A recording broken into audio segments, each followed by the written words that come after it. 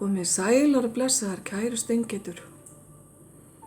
Hér er spilið ykkar fyrir helgina og ef til vill aðeins fram í næstu viku. Og það er sjálf drottningin í bikurum. Drottningin í bikurum er mikil tilfinning að vera. Hún er mjög næm á alla í umhverfi sínu, næm á líðan annara.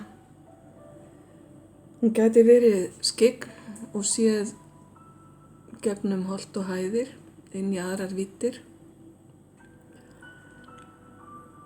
Hver sem hún er, þessi manneskja, er hún einhver partur af helginni ykkar eða næstu dögum. Þetta getur verið manneskja sem er að koma inn í líf ykkar, í heimsókn til að dvelja með ykkur eða að þið eru að fara að hitta manneskju sem býr við þessum eiginleikum. Hún leyfir öðru fólki að spegla sig í sjálfri sér og virkar þannig sem einhvers konar ráðgjafi eða kennari fyrir aðra. Og það eru allir betri og ríkari að hafa þessa manneskju í sínu lífi. Nú, kæra steingeit, þetta gæti verið þú sjálf, það er að segja orkan þín, þessa helgina. Þú gætir verið í einstaklega tilfinningaríku sambandi við aðra manneskju eða að þú getur verið einfallega mjög tengd tilfinningunum þínum næstu daga. Tilfinningum sem að veita er vellíðan. Ætti vill að jólaskapið aðeins fara að kræla á sér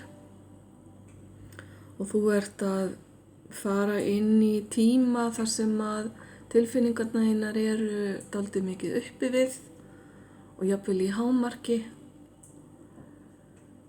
Fyrir einhverjar ykkar steingeitur fæ ég hér inn sérstaklega næm og góð samskipti varðandi börn og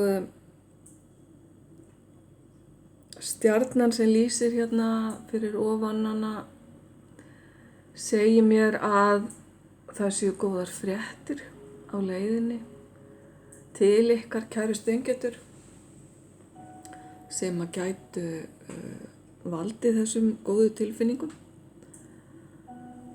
Það er að segja ýtt undir þær eða komið þeim upp á yfirborðið. Nú, þegar svona fallega tilfinningar er að ræða, þá er að gera að tjá þær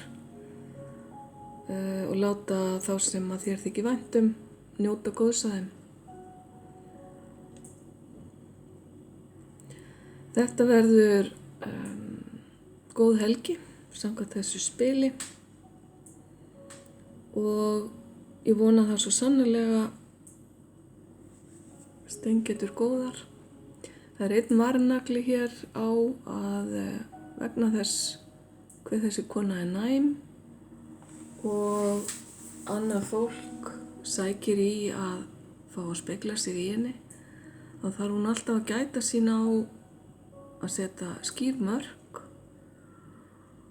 og geyma næga orku fyrir sjálfa sig, því það getur verið ansi orkufrekt að vera alltaf tilfinningalega til staðar fyrir aðra. Þá óska ég ykkur bara góðar helgar, kæru steingeitur, ljós og kærleikur.